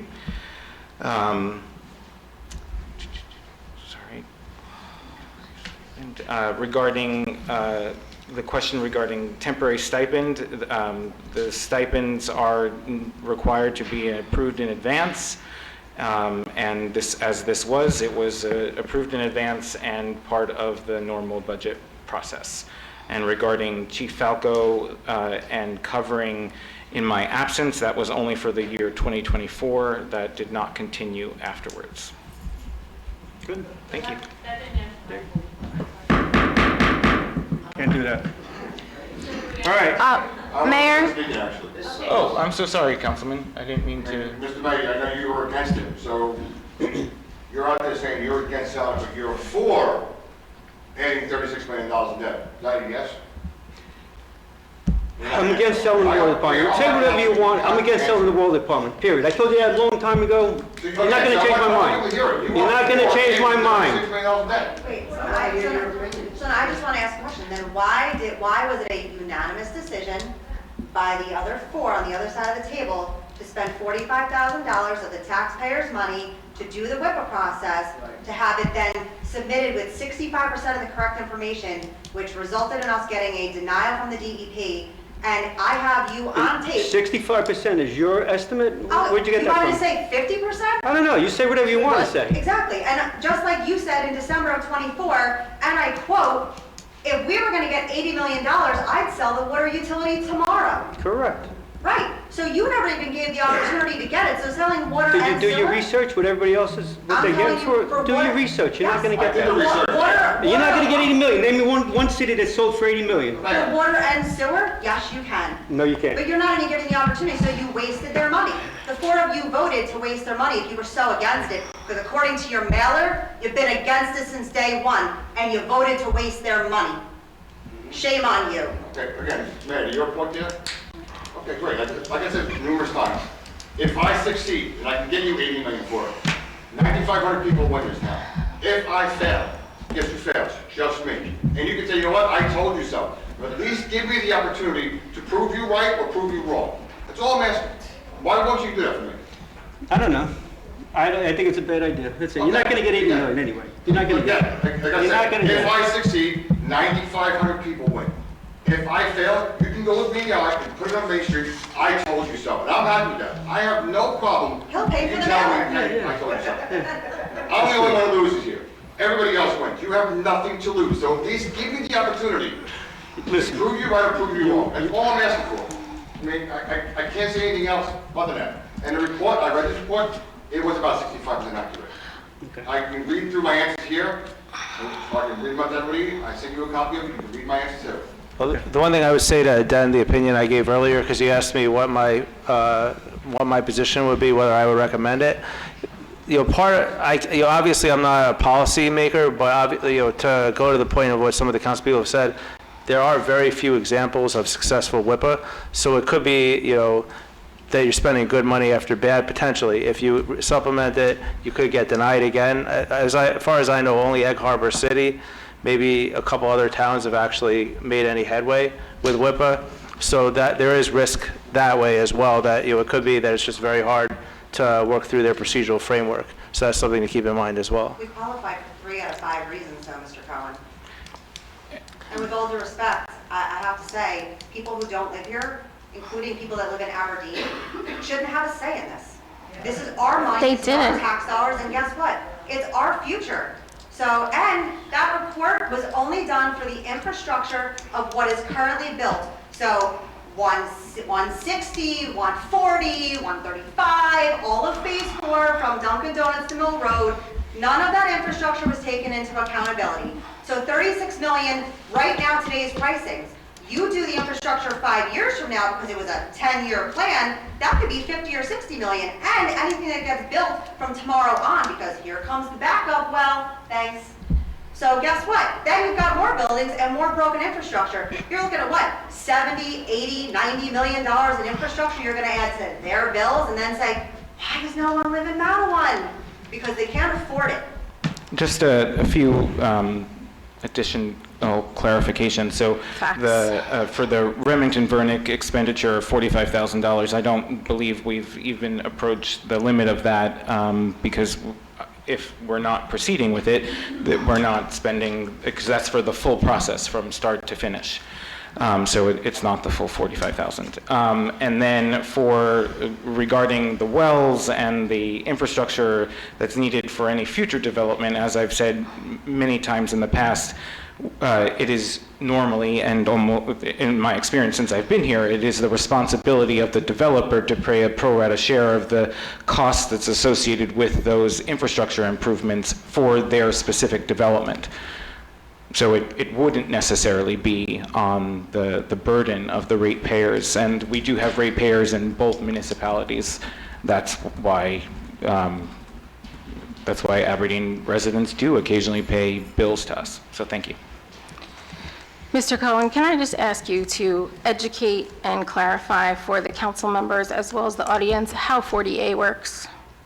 With regard to the administrator, so 48:9-137 and -138, 137 is how you appoint an administrator, 138 is how you remove an administrator. 138 has been basically, it says that if you're going to get rid of an administrator, you need a 2/3 vote. They serve at will. They're always at will, whether they have a contract or they don't have a contract. Even in civil service towns where the employees have stronger protections than they do in non-civil service towns, an administrator is truly a unique position because you're always serving at the pleasure of the governing body. So anytime that 2/3 of the governing body in a borough, that would be 4 votes, don't want you anymore, either because of an election or because of some other reason, they can get rid of the administrator, and administrators know that that's the case. So when we do contracts with administrators, a lot of it is just to establish PTO, sick time, and other types of benefits and things of that nature, salaries, but all of it is sort of contingent that there's never going to be a 2/3 vote to get rid of them. If there ever is a 2/3 vote to get rid of them, and the Caldwell case in the appellate division, which is unreported, makes this clear, that the statutory minimum and maximum is 3 months severance or 3 months notice that they continue working for 3 months. Most towns, as a practicality, pay the 3 months severance rather than have an unhappy employee running the town for 3 months. But that really means that, I think some of the way that the Carew settlement has been framed is a little bit misleading in terms of this contract, because the contract wouldn't have changed the tenure. Whether you have a contract or you don't have a contract, the statute still applies. They could still an administrator could still be terminated on 2/3, whether they have a contract or they don't have a contract. They could still bring a SEPA claim whether they have a contract or they don't have a contract, and they get 3 months severance whether they have a contract or they don't have a contract. If the contract says more than 3 months, it's unenforceable. If it says less than 3 months, it's unenforceable. That's just how the statute reads, and it's been interpreted by the courts. Thank you. Thank you for your comment. We have to another. So wait, Mr. Cohen, then I need to ask you, so if a contract expires by date, so they're going to still work here with an expired contract? Correct. Correct. Right, Yeah. but with an expired contract, and I was addressing Mr. Cohen, thanks. So when the expired contract is there, then if you choose to 2/3 vote them out or fire them, they have an expired contract, so you would then pay them their 3 months of salary and benefits, which probably costs $40,000 to $50,000 as opposed to $275, lot less likely to get sued when your contract expired by date. It died, basically. It expired, and then you were voted to not come back to get a new contract. We're not renewing your contract. Because if that's the case, then everyone that has a contract with the borough would be suing us when their contract expired if we didn't renew it. So I don't really know the specifics of the situation as well as the people that lived through it, and we also have our labor attorney here who has also been working and may have some knowledge on this, but I could tell you... Wait, our labor attorney's here? He is, but Mr. Renaud? yes, he is, in the front row. But just to real quick answer you, on the 40A issue, it's absolutely the case that it doesn't matter whether there's a contract or not a contract. There's always 3 months severance. You could... it's different than other employees who have contracts because, like I said, the contract doesn't affect how you how you terminate or what the benefit is upon termination. This is all written in law. Why do you sue? Well, so it also doesn't stop you from being able to sue under the Conscientious Employee Protection Act. So you have a 1-year statute of limitations to claim you were terminated in retaliation for reporting or refusing to adhere to unlawful directives. We were so confident in these rules, and we were so confident that we had a 2/3 vote that we were just going to not lose a contract. We are not satisfied with the work he's doing. Why did we sell it? Well, I think... We're so confident we're going to win this one. Why not go to trial? So I think, the settlement calculation, if you look at the amount of money that Carew was making and most administrators make in New Jersey, the fact that the case had lasted several years and the amount of attorney's fees that his attorney would likely have sought and potentially been awarded, had he won at verdict, it ends up becoming a business decision. You know, And how it works, but we were so confident in this rule that. Had you gone to executive session, you would have had some more information, but that was your choice. I know. Let him finish. Hold on, let him finish. So, I mean, as I was saying, I think it ends up being a business decision. You know, every municipality in New Jersey that I'm aware of, you know, has lawsuits against them. When you get sued by an administrator, you know, it's going to often, you know, and it goes up to a jury trial, you could have a multi-million-dollar verdict against you. It's very hard to get summary judgment. And the fact that summary judgment was denied, it was a close call. The judge said it was a close call, but it was denied. That meant that it was going into a jury trial. And if at a jury trial, you know, I would say that you never know what's going to happen. I think that a $550,000 settlement sounds huge.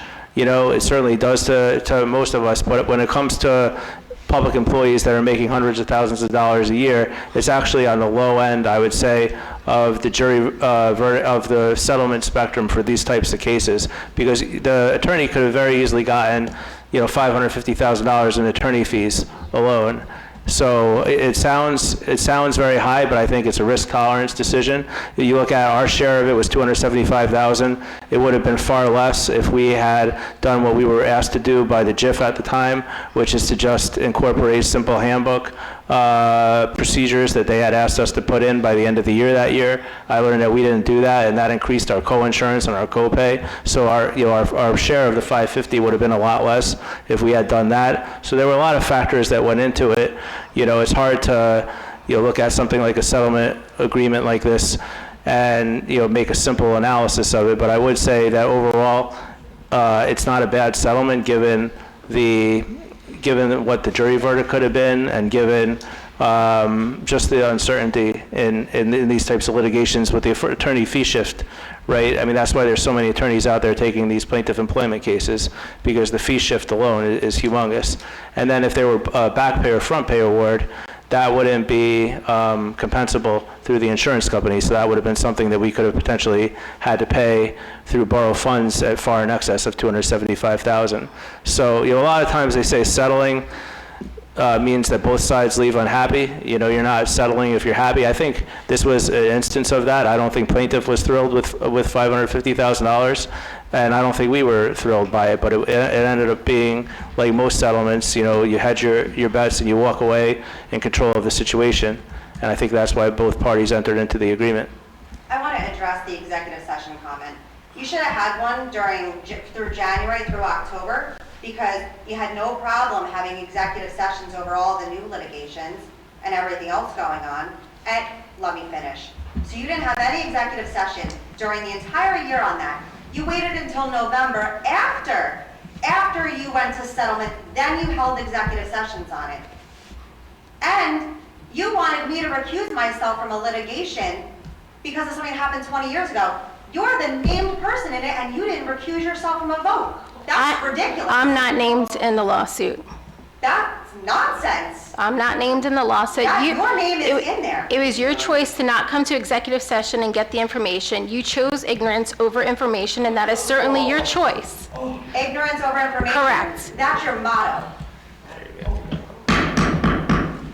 All right.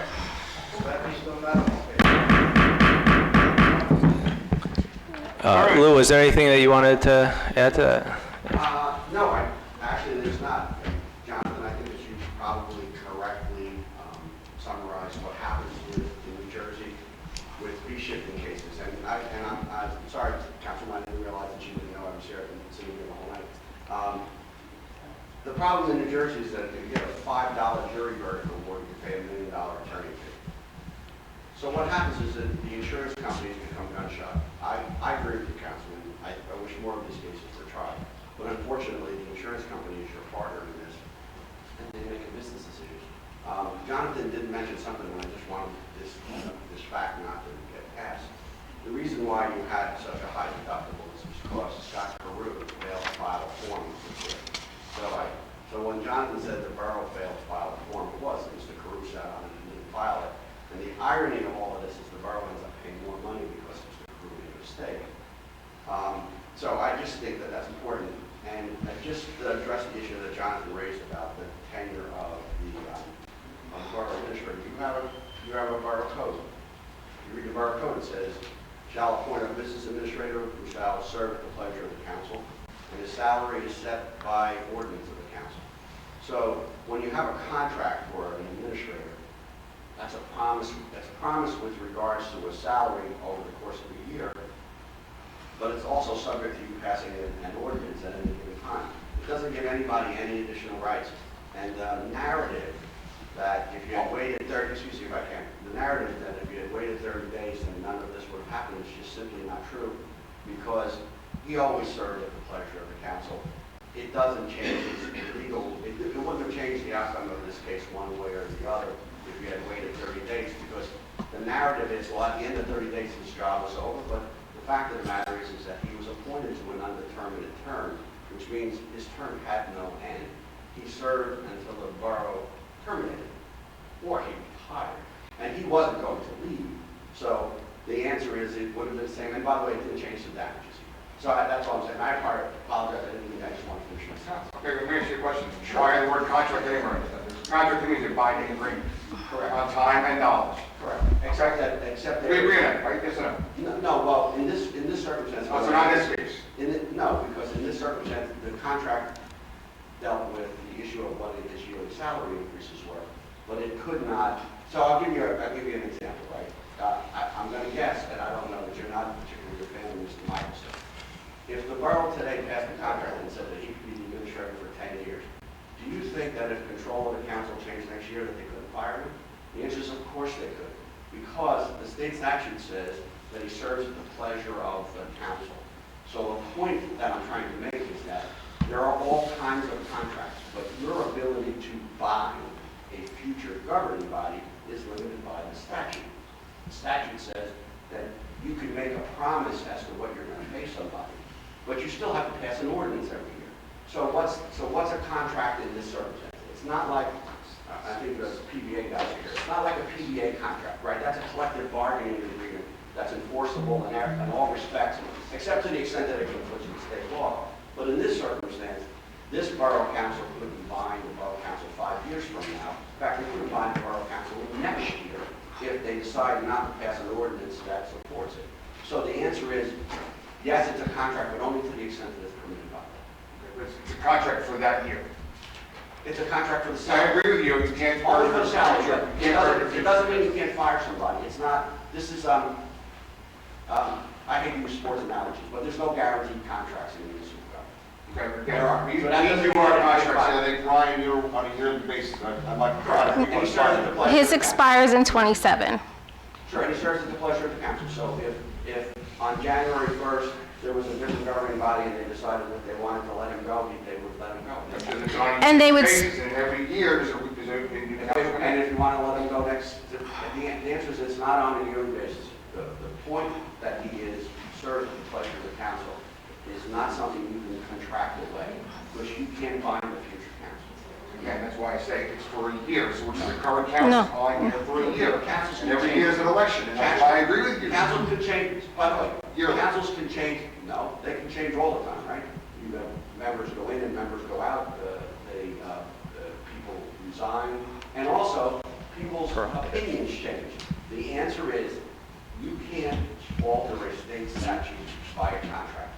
You can't bind the borough by passing a contract that says that you can't terminate somebody if the statute says you can terminate somebody. So what I'm telling you is, you've had these contracts in these circumstances, and by the way, I'm not a fan of these contracts like this. I don't, and I don't hope the chief's not here, I don't believe police chiefs get contracts because they're protected by statute, they have tenure, and their salary is set by the governing body.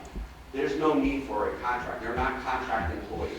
He is the borough administrator is a statutory employee of the borough. He's an official, and he serves at the pleasure of the council, and this council would grant him a 3-year contract today and fire him tomorrow. He just can do it. And that's just the law. I didn't make it. It's just the law. Can I ask you a question? Sure. Okay. So, Sorry, I didn't mean to turn it back to you. Mike Burns works for you, right? Mike Burns does currently work for me. And he is associated with Matawan Borough, correct? In some fashion? Well, he works with my firm, so my firm represents the borough, so yeah. Okay. So my question is, since he used to work for the firm that started this whole Peru lawsuit, and then he gave the information to Scott Peru that kind of backed up what he had said, that we were paying them for not doing work, why would you, one, keep Mike Burns, and two, why would you have him associated with Matawan Borough, knowing that he basically assisted in this lawsuit to come against us? The answer is that's not factually true, so that's the first question. Of course, just so you know for the record, I didn't represent the borough in this lawsuit. I'm the issue of labor counsel. I asked to come tonight on some general questions with regards to the law and the process. You were represented by Eric Harrison, and I'm confirming that that's what the board was appointed by the insurance. And he's the one that wrote that email about not wanting it to politically weaponizing before the Yes, election. That was the guy? He represented us? That's Eric Harrison. Oh, okay. Just want to make sure that was clear. Yeah, he was, once again, under your insurance contract, the insurance company appoints your lawyer, not you, and you don't have a say. So you can recommend them to appoint somebody, but they don't follow your recommendations. There's a adjuster that's called Summit Associates who works with your JIP, who appoints your counsel, and he answers to them. So whatever he wrote, he has to answer them to them. And once again, just procedurally, because I always like to, I'm just here to talk about the procedure. Whatever happened in court in October is only a suggestion. They can't bind the borough, and that's why at the next borough council meeting, it was brought to the council in closed session. It wasn't closed. No, it wasn't closed session, we didn't know. It was November 12th. It was the next meeting. I know I was on the meeting on Zoom, so at the next council meeting after that session in court, it was brought to the council, but there wasn't a settlement. In fact, at that point in time, the borough share of the settlement wasn't even set.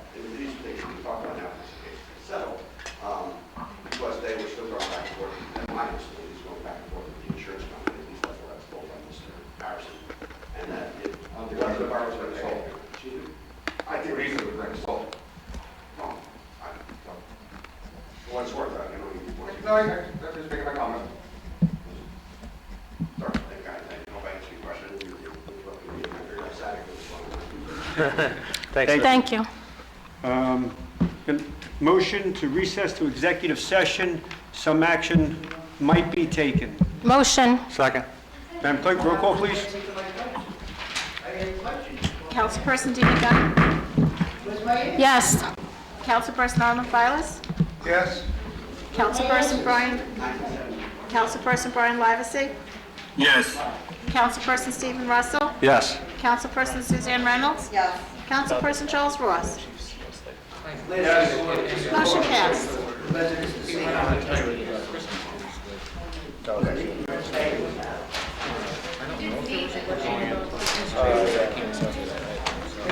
I was supposed to get an answer to my questions. That was the agreement that the mayor made to the people in this room, that he'll answer every question.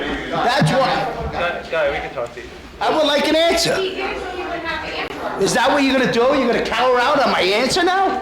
You're not going to give us an answer? You're going to just stare at me? You're not going to answer us, but he said he would answer us. He said, how come you're not going to answer? I have one question that I would like answered. Excuse me. Were the glue traps ever removed?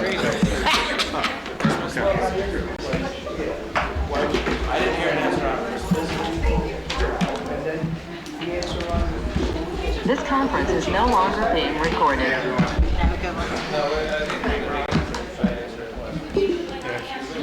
Oh,